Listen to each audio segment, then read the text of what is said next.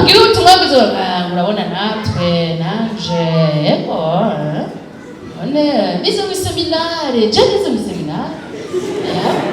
je mu seminare mu mwaka w'indwi Bibiliya amaze kuyisoma 3 kane abantu bazi kuvuga ibyo nagenda mubwire ngo uyo naza gutera ubwoba ubu yavuga ibyo nta buntu bw'Imana yamenye abamenye ubuntu bw'Imana bambara abana bato bavuga ati mbwira n'ibindi mbwira n'ibindi biraryoshe imitima yabo yuzuye inyota imitima yabo ishaka kumenya uko umuntu akura mu Mana niko aca bugufi niko agomba kumva ibindi ubundi usanga kugira ngo je ndabizi uzumenya ko ariwe wa mbere agomba.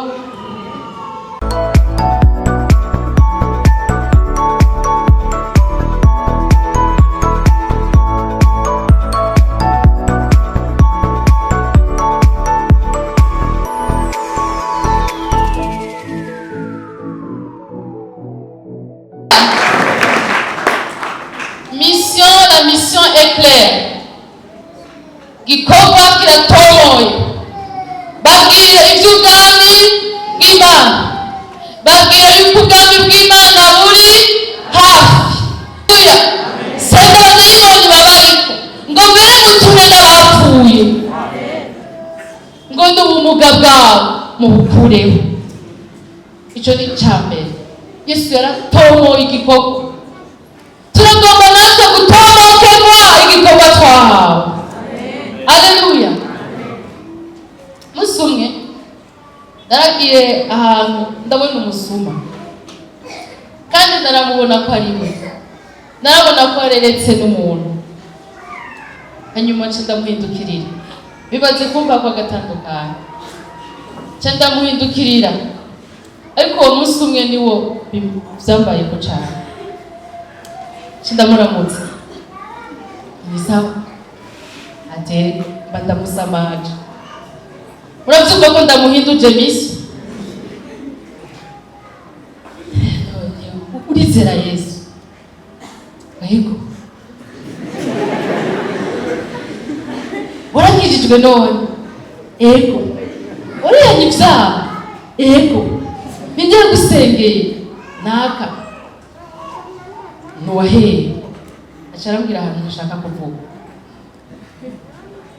ariko hari ahantu hamenyesha iyo yarari yuko nyene yari wa wundi nibaza none hari byari ariko imitwe iraba ariyumvira biraba. Ndamubwira rero ndashaka kubwira kwese ashaka kuva mu byaha. None aho hantu wari wahagiye bwenzi gute? Acambwira ibintu bidafatika byo kwipfuka. Ubwo ndamufupura.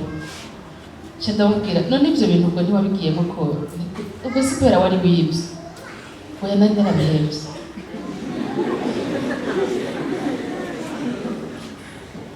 Ariko mbandanosaho mpera kuvugana nawe byuguruye nk'uvugana n'umusuma rero. Mugaco nagira ndakubwire gikomeye kandi kinezereza. Umwanya wose twavuganye ariko aratwega. Ariko namusanze afyikiriye ameze mu. Urabona ingwe nyene ireretse ikintu. Ariko uwo mwanya wose twamaranye. Je ndaza ko abantu bake bazi iginyo zigiwe, ariko je nkunda yazi. Tuganira neza. Turabana ndamubwira Yesu ashaka kukubeshaho utiba, ashaka kuguha ubuzima bwiza udakoze ikosa, kandi bisaba yuko wemera mukabana, kandi ashaka kugutunga aguhe n'ubuzima bwiza bwose. Yararyohewe Mana yawe. None aho wobihi none naramubeshe uyaye. Hanyuma ndabandanya bifanye n'ibyo nariko ndumva mwe muyerashira ku mutima wanje, kurumva ko yari yamaze kunyereka mwe muyera ko atampenze. None umva mwe muyera atari yanyeretse ko mwe muyera nyene atampenze. Imana ishimwe. Ico nokubwira si umwanya wo kubivuga birebire. Ico nokubwira inkuru nziza ya Yesu Kristo nta numwe yobihira. Tuba twayivuze nabi. bayivuge neza bazoyumva. Turagomba kuvana ngaho amavuta yo kubivuga neza mu izina rya Yesu.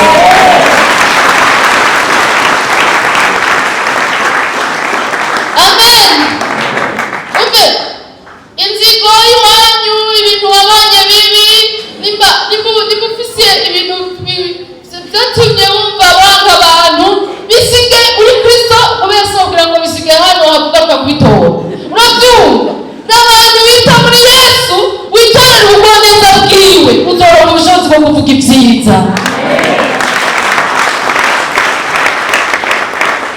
Igikorwa kiratomoye, ni ubutumwa bwiza bw'ibyiza.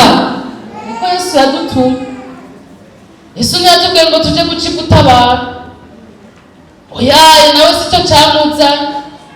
Ariko ku bagabitaye baraburirwa bakabwirwa amabwirizwa, ngo ibwirizwa rya mbere n'irya kabiri n'irya gatatu, kandi ngo uyarenga azohana. Abigira akagarara ngo barubaha Imana batayubaha, uzi ubibutsa amabwirizwa y'Imana, kandi babwire ko urenze kuri rimwe muri azoba ahejeje kuyarenga ko yose, niko ijambo ry'Imana rivuga. Hariho abantu ubwira ubutumwa bwiza, urabona natwe nanje nize mu seminare, je nize mu seminare, je mu seminare mu mwaka w'indwi, ibiri yamaze kwisoma gatatu kane. Ari abantu bazi kuvuga ibyo, nagenda kubwire ngo uyo naza gutera ubwoba, ubu yavuga ibyo nta buntu bw'Imana yamenye. Abamenye ubuntu bw'Imana bambara abana bato bavuga ati mbwira n'ibindi sha, mbwira n'ibindi biraryoshe. Imitima yabo yuzuye inyota, imitima yabo ishaka kumenya uko umuntu akura mu Mana, niko aca bugufi, niko agomba kumva ibindi. Uwo uzosanga kugira ngo je ndabizi, uzumenya ko ariwe wa mbere agowe. Niwo bari hano nabimenye, niwo wasize muhira, kubera uko umuntu amenya byinshi mu Mana niko aca bugufi cyane, niko amenya ngo ndakeneye kubwirwa n'ibindi, ndakeneye kwigishwa n'ibindi. Kandi ngo umuntu wa mbere w'umwiza n'umunyenkomezi, mwiza kandi w'umunyenkomezi, ngo yigishwa n'umukuru akigishwa na muto. Ntazogukengera rero ngo wa mwana wewe wote urabizi ibyo ubwira, uzuca umenya ko yari bwarahetse, afise ubundi kumbure igihangange mu madiplome, kumbure igihangange mu burimyi, mugabo ubwo mu Mana oya. Uzuca uvuga uti Mungu akusaidie sana mu mutima wawe, kubera hariho wobwira ngo Imana igufasha, kubera ngo ifashe ntibanazi ko bakeneye gufashwa, bavuga ngo ibyo ari byanyu mwebwe mwago urashonje ndakugaburira. Uzuca umubwira uti umuntu ntatungwa n'indya gusa, atungwa n'ijambo ryose rivuye mu kanwa k'Uhoraho. Bivuge!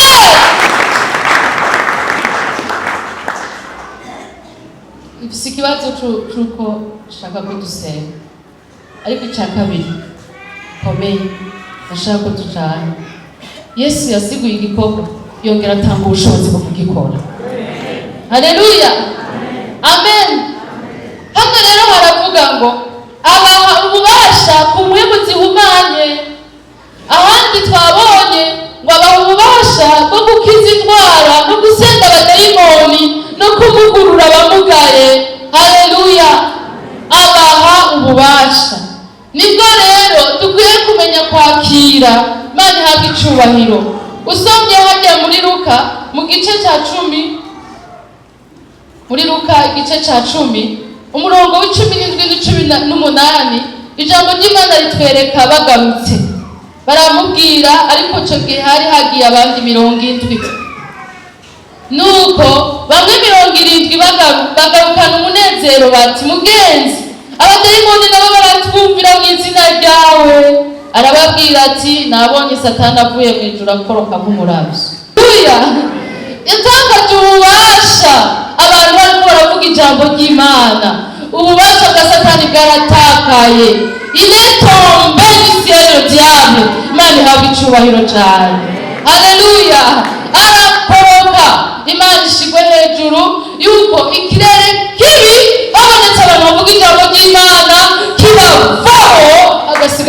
bw'Imana. Uyu munsi nuza kurara utanditse message ku bafise udutelefone benshi. Umunsi ntuza kwiri utavuganye n'umuntu n'umwe ku bafise ururimi ruvuga. Nabe akijijwe, nabe ari umubanyi, nabe ari uwubaha Imana, nabe ari uwakure, nabe ari uwuzi, nabe ari uwutazi, rondera ingene uvuga mw'ijambo ry'Imana mu vyo muvugana. Mubwire ko ubutumwa bwiza bwa Yesu Kristo butabara. Haleluya. Niyo abasanzwe ari umuntu w'Imana, muca mujana ko mukomezanye, sivyo none? Niyo abasanzwe nawo ari kure y'ubwami bw'Imana, uzoba uri kuramwegeza hafi, kuko umunsi umwe Yesu azogaruka, kandi ataragaruka turakeneye kubaho neza. Amen. Kandi inyishu y'ibibazo biri mw'isi bama baja mu manama menshi mpuzamakungu ntibarigera bayitora. Iyo nyishu iri muri Kristo Yesu. Amen. ONU yama yagize amanama ntibaratora inyishu y'ibibazo biri mw'isi, ahubwo umenga hamwe umenga ahubwo intambara zivyuka gusumba ibibazo mu miryango.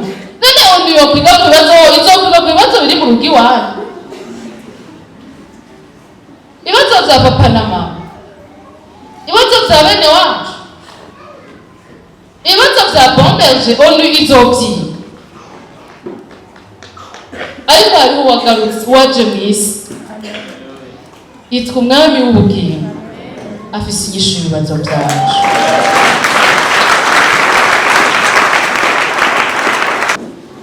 Twasengeye ibibazo vyacu mu ntambwe, twabwiwe twatewe intege, ariko reka twitwararike ibibazo vy'abandi. Mwizigirwa Data wa twese ugira neza, twagijwe n'ubutumwa bwiza, iyo tutabwumva biba bikitugoye. N'ijambo ryawe riratubwira yuko ukumva kuzanwa n'ijambo ryawe, kandi ngo bazokumva gute ataho basiguriye ibyiwe. None turasenze kano kanya kugira ngo ukunyene twahagurutse imbere yawe uduhindurire igihe. Turatuye ko tugiye kuba mu bihe tutari bwabemwo, ibyo tutari twarashoboye turasenze kugira ngo dutangure tubishobore. Turatuye igihe gishasha mw'ishengero ryawe, turatuye igihe gishasha muri iki gisagara, turatuye igihe gishasha c'ubutumwa bwiza, turatuye igihe gishasha co kubohoka kwa benshi. Abantu bihebujwe n'ivyaha vyabo bakanduruka bakabihindura amanyama yabo. Turasenze kugira ngo Mwami uzuba dutumberezeko, uduhaye ineza yawe n'umugisha wawe. Turasengeye ubwo bubasha, turasengeye gusigukirwa iyi mission yuko turi abantu bajana bon message, batwara ubutumwa bwiza kandi bw'ivyiza. Turasengeye kwakira uko kwizera washizeho yuko bwabuzi bwose dufise ububasha bw'umwemu mbi ku barwayi, indwara zabo zigakira, yuko kandi nizo mpemu mbi zitazoduhangara, ariko ko ari twebwe tuzozisenda. Turasenze kugira ngo tugire ukwizera kugera no kuri uru rugezo rwo gusengera abapfuye, ukuri Imana ibikora. Ezagira ishengero ry'agakiza kawe, kangura Mwami Imana ihembe ry'agakiza kawe, komeza Mwami amaboko y'abakozi bawe, girira neza Mwami abantu bawe.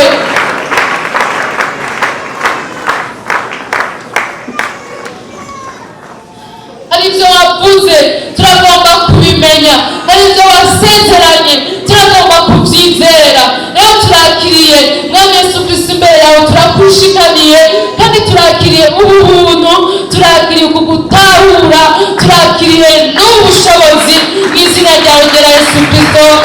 Amen. Reka turangirize kuri iri sengesho naryo riri muri arya majambo nyene. Yesu yavuze ngo nimutware amafundo abiri, nimutware impamba. Aya majambo n'amajambo yo kudukuramo ukwibabara kurenze, kwiyitwararika birenze urugero. Imana idufashe cyane kurazwa ishinga n'umwina w'ivy'isi. Imana ashaka ko tuba abantu bidegembya bazi ko bariho kandi ko bazobaho mu izina rya Yesu. Abantu bazi ko bariho, abantu bazi ko ari Imana ibitwararitse, ubwo ngo witware ubwami bw'Imana no kugororoka, bisigaye byose muzobihabwa nk'inyongera. Ngo so wo mw'ijuru asanzwe abizi yuko tubikenye mu bikenye. Haleluya. Numva shaka gusenga kugira ngo turonke uwo mutima. Hanyuma iryo sengesho rifatanye n'iki? Ababwira ngo ntibatware amafundo abiri, mugabo ngo bambare ibirato. Byumvikana ko atari ibirato bya luxe, si ibirato by'umunyenga, mugabo ni ibirato byo gukomeza amaguru no kugenda. Dutegerezwa kuva iwacu, dutegerezwa kuva aho turi, dutegerezwa gutambuka. Kandi ibyo birato mu Banyefeso ijambo ry'Imana ritubwira ngo ni ibirato by'ubutumwa bwiza. Imana ihabwe icubahiro. Imana ihabwe icubahiro. Rero twiyambure ibirenga ko bidakenewe by'amapfundo ya kabiri, mugabo twambara ibikenewe by'ibirato by'ubutumwa bwiza. Senga Imana ati nkiza kwiremereza ibintu, nkiza kwiremereza imitwaro, nkiza kwiremereza kwibabara wanje, kubera ivyo vyotuma ntugari butike ngo ngende kuvuga ubutumwa bwiza. Ivyo vyotuma nsezeranira shefu wanje kuko amemba ivyinshi gusumba ivyo sezeranira wewe. Ngirira neza Yesu, ivyo vyotuma nibabara amagara yanje gusumba uko mbabaye ubutumwa bwiza. Ngirira neza Yesu, nkuramwo izo ntege nke. Haleluya. Gira Yesu ati mpaza, kandi ndagusabye unkomeze ibirenge byanje bikomere. Haleluya. Dusenge. Data mu izina rya Yesu Kristo, amajambo yawe arihagije kandi iyo tuyavuze wowe uramenye ibyo dusenze. Turasengeye kutitwararika amapfundo abiri, turasengeye kutitwararika umutsima, turasengeye kutitwararika ibyo ngo abanyamahanga nibyo bitwararika. Wowe uravuga ngo Data wo mw'ijuru yambika amashuka yo ku misozi, akagaburira inyoni ziguruka. None gute atazotugaburira twebwe naho turaba ukwizera guke? None turasenze kugira ngo turonke ukwizera kukubaho independama y'ibiboneka, kubaho tutavanye ukuboko kwacu nikutugume tugufatira kubifatika n'ibiboneka. Ukuri Imana itunga umuntu ikabeshaho abariho. Ndasengeye ubwenge kukwizera, ndasengeye ubwenge kuguhishurirwa Yesu ivy'ukubaho, yuko ubuzima bw'umuntu bushingiye kuri wowe, kandi n'ibitubeshaho barabishizeho. Niwe wazanye ibiharage, niwe wazanye ubushaza, niwe wazanye imyumbati, niwe wazanye ibitoke, ivyavuye muri industry, ivyavuye mu mahinguriro y'abantu. Niwe ushobora gushiraho ibiti bikorwa impuzu, niwe washizeho vyose n'abantu babikora urabagaba. Mu mahinguriro yose urayaganza. Vyose kwabukirwa mu mitima, vyose gutitaho bitagira umumaro, ariko twiteho kandi ivyo wadutumye uko nawe twitwararika ibisigaye. Urakoze. Nasengeye ibirenge vyacu bikomere, nasengeye umwete wo kuva mu mihana yacu dutwaye ubutumwa bwiza, kuko ngo ni vyiza ibirenge ku misozi bizanye ubutumwa bwiza. Oh haleluya. Yesu mpeza genda bigusabye kugira ngo ibirenge vyanje bigende bitwara ubutumwa bwiza. Hazagira umuntu wagize turasengana kugira ngo ibirenge vyiwe bigende bitwara ubutumwa bwiza. Abarwaye amaguru dukire, abarwaye bituma batogenda bakire mu izina rya Yesu Kristo. Urakoze Mwami, ishimwe n'icyubahiro bukeko dusenze mu izina ryawe rya Yesu Kristo. Ibahezagire umunsi mwiza n'indwi nziza yo kuvuga ubutumwa bwiza, n'ukwezi kwiza n'umwaka mwiza.